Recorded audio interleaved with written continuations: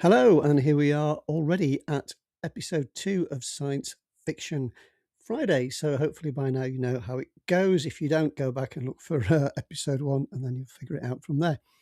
I am essentially reading to you, hopefully, a whole book, see how it goes, see what support we get. But this is comedy science fiction. It is Dial G for Gravity, the first book in the Brent Bolster Space Detective series. There are 4 books. All available at the moment on Amazon and in Kindle Unlimited, and you can get the paperbacks all over the place. Hopefully, though, I am updating them because I had some nice new covers made, and I am updating the print books and the ebooks and everything. Okay, so just a quick reminder in case you've, because it's been a week, I guess. Previously on Dial G for Gravity, previously on Science Fiction Friday, Brent Bolster was abducted by a Globon. Globons have taken over the Earth in sometime in the reasonably near future.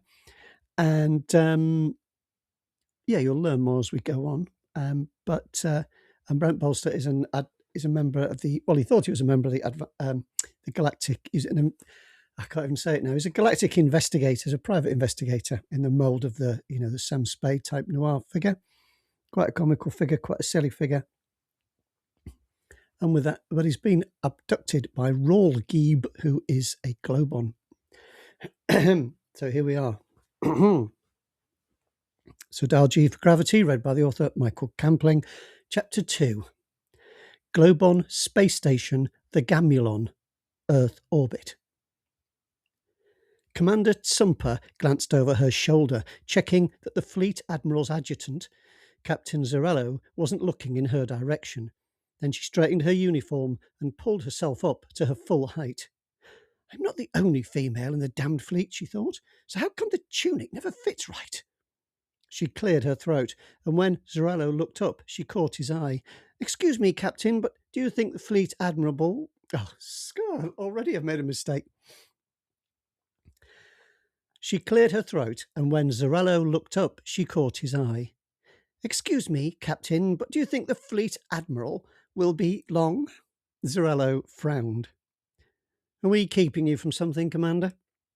Tsumpa's lips were suddenly dry. No, of course not.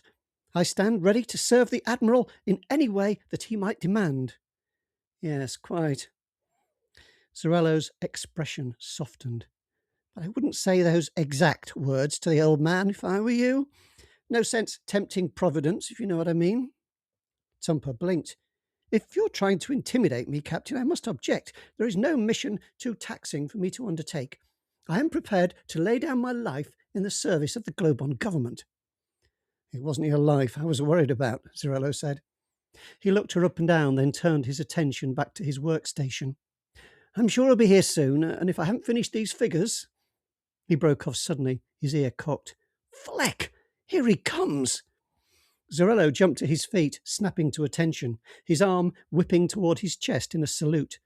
And at the same moment, the door slid open, and Fleet Admiral Squirnshaw strode in, his eyes roving across the room from beneath his bristly eyebrows. Ugh, Tsumpa thought, disgusting. By nature, Globons were smooth-skinned, but ever since they'd arrived in Earth orbit, some senior officers had adorned their faces with follicular implants. The members of the Earth Upgrade Committee were especially keen on the trend, and during her last attendance at one of their meetings, Tsumpa had been amazed at the bizarre collection of beards and moustaches on display. Amazed, and not a little nauseated. Now the Fleet Admiral was waggling his obscene, bushy eyebrows at her, and with a start, she realised she'd been too shocked to salute. She raised her arm, clenching her fist and thumping it against her chest with such force that a cough rose in her throat, and she let out a muffled wheeze. Fleet Admiral, Tsumpa said hurriedly, I am humbled to be called before you. Please be assured that I am ready to serve you in... She broke off as she caught Zarello grinning at her, but then she realised that her sentence hadn't made sense, and added, to serve you in due course, and in line with the goals and the noble aspirations of the Globon government. Squirnshaw let out a sigh, whispering something under his breath, that sounded suspiciously. Oh, goodness me, that's hard to say. Squirnshall let out a sigh, whispering something under his breath that sounded suspiciously like, "Not another bloody zealot." Then he pointed to his office door and said, "Inside, now." He swept past her, and Sumper followed in his wake, wrinkling her nose. What was that smell? Had the Fleet Admiral taken to using human cleaning products? Surely not. "Remain standing," Squirnshall said as he took his seat behind the vast alloy desk. Opening a drawer, he produced a slim tablet computer and ran his fingers over the screen before holding it up, the screen facing Sumper. "Know what this is?" Sumper craned her neck forward, painfully aware of the clicking made by her cervical vertebrae. She frowned. "An annual quota report." She met Squirnshall's gaze. "At least, that's what it looks like at first glance, but—" She took a breath, marshalling her courage.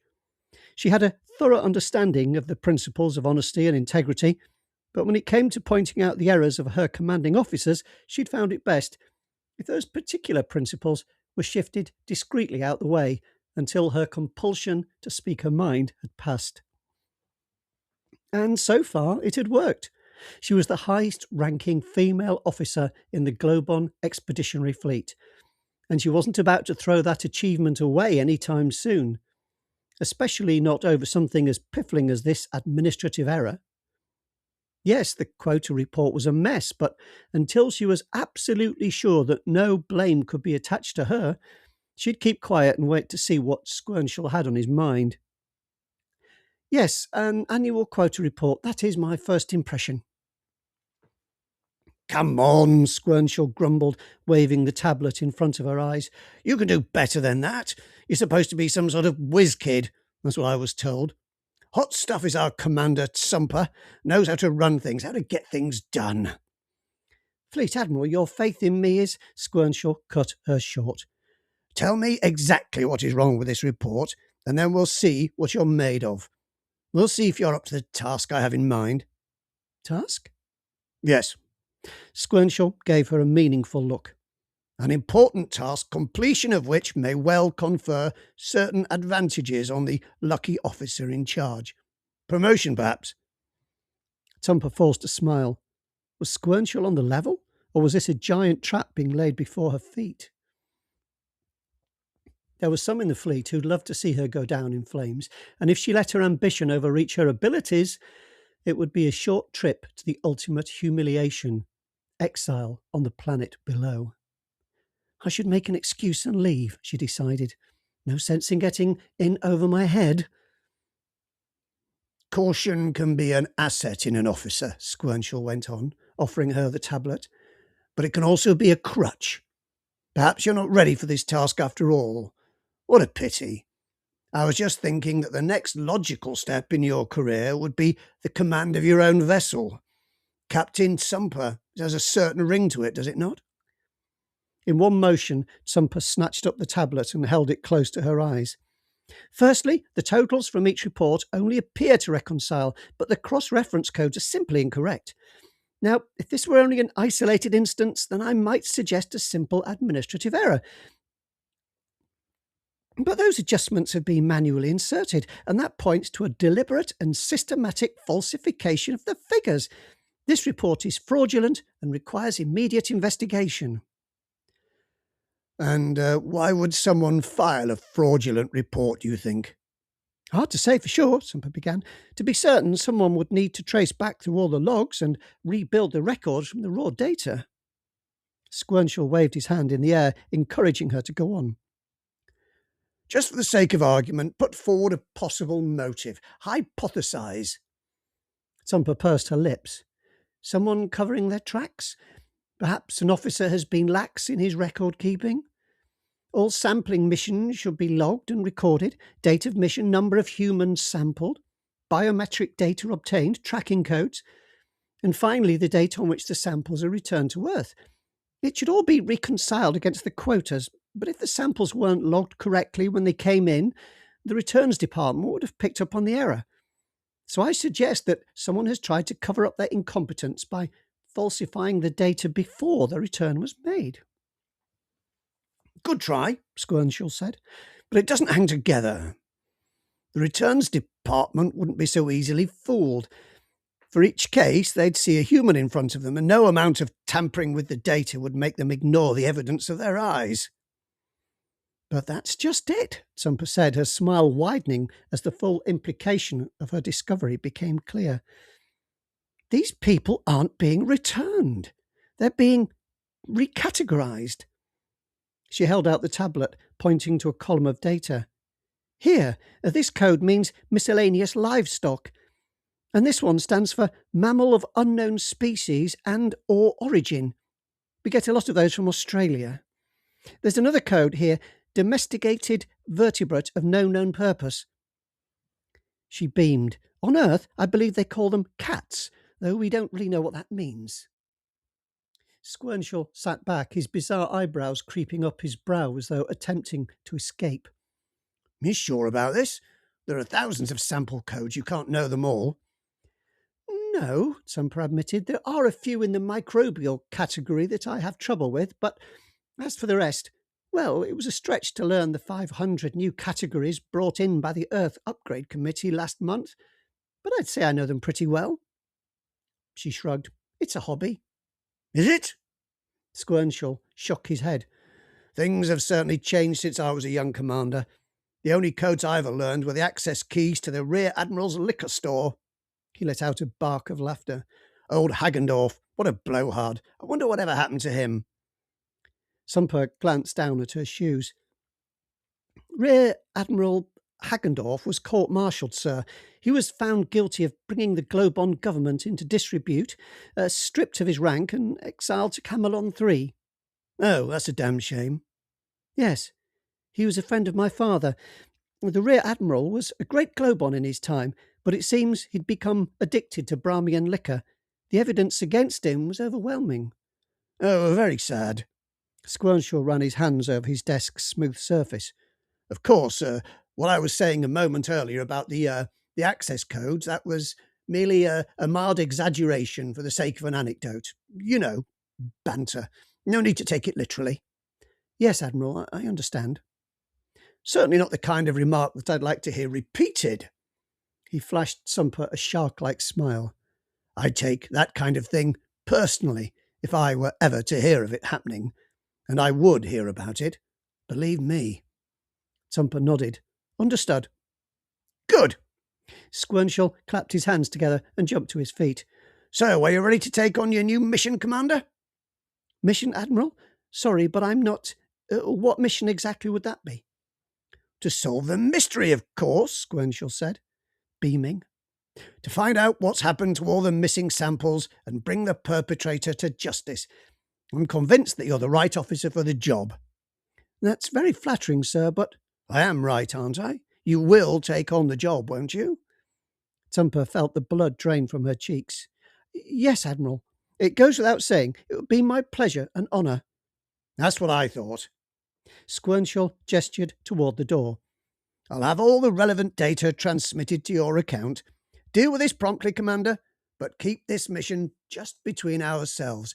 No one else is to know anything about it. No one. Is that clear? Yes, sir. Tsumpa saluted. Thank you, sir. I won't let you down. The Fleet Admiral grinned.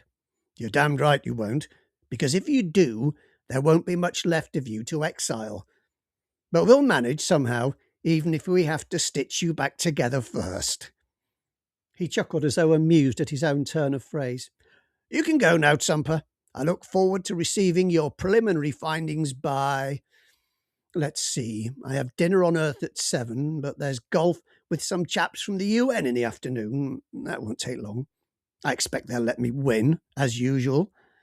So how about you'll have that report on my desk by 3? 3? Tsumpa asked, her voice wavering. Is that station time? No, Earth time, UTC. Squirnshaw shook his head. The senior officer stopped using station time ages ago. Wake up, Tsumpa. If you're going to be a captain, you'll need to up your game. And that means socially too. No more nights at home memorising the handbook. Yes, sir. I mean, no, sir. Sumper tugged at the lower edge of her tunic, which had chosen this moment to cling uncomfortably to her skin. I'd better get to it. Yes, you are dismissed. Sumper turned smartly on her heel and marched out, striding past the Admiral's adjutant without a glance. Strictly speaking, she should have acknowledged him with at least a polite nod, but military etiquette was the last thing on her mind, and just for once, the formalities could take a hike. She had bigger problems to deal with, and if she didn't complete this mission correctly, she may never need to salute again. Indeed, she may not be able to. She may not be able to do anything much at all. There we go. It's the end of chapter 2. So I hope you enjoyed it. I made a few gaffes, as I always seem to in these things. And I sometimes wish I'd written things so they would be easier to read aloud. Like saying Fleet Admiral Squirnshall. It's quite a mouthful on its own. Okay, so yeah, that's one of the other sort of plot lines is happening with the Clobons. The next chapter is another plot line because it is another whole different alien race. So I have several sort of alien races in this sci-fi story because it's kind of it melds together the sort of PI noir type stuff, science fiction, futuristic science fiction, and space opera type things that I think would appeal to fans of Star Trek. And some of it's slapstick down to sort of Red Dwarf level, and some of it's cleverer, perhaps for fans of things like Hitchhiker's Guide to the Galaxy and so on, which some book that I loved. So. And to play, of course, not so keen on the film, but the original plays interesting to listen to. And the books was my introduction to Douglas Adams was from the novel form of Hitchhiker's Guide to the Galaxy. Okay, so wherever you're watching or listening, if you're on YouTube or Substack, or you're listening on any kind of podcast platform, thank you very much for listening. If you're watching, thank you very much for watching. Wherever you are, subscribing, liking, sharing, all that good stuff.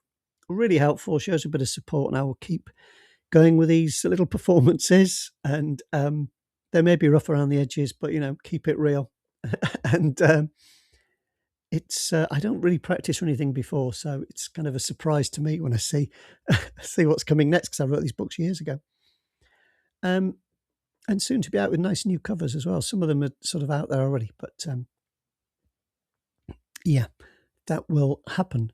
And a lot of people who read these, especially if they're into sci-fi, just into kind of comedy stuff, say they have a laugh with them and they enjoy it, and there's kind of, drink come out of your nose kind of moments in there. So I think they're fun. So hope you would think they're fun too and think they're worth checking out. If you want to read along or anything, you can look for the ebook on Amazon or in Kindle Unlimited, and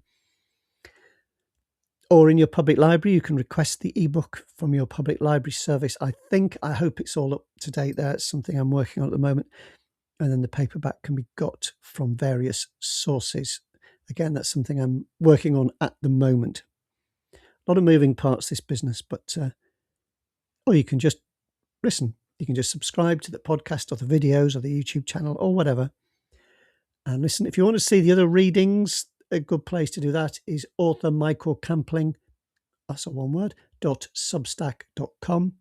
And you'll see the various themes there. We've got Science Fiction Friday, we've got Mystery Fiction Monday, Time Travel Fiction Tuesday, and Thriller Fiction Thursday. So there are 4 episodes in the week, which is ambitious, I know, but I hope it's worthwhile. And you can follow each of those individually on Substack. So 1, all, 2, whatever you want to do.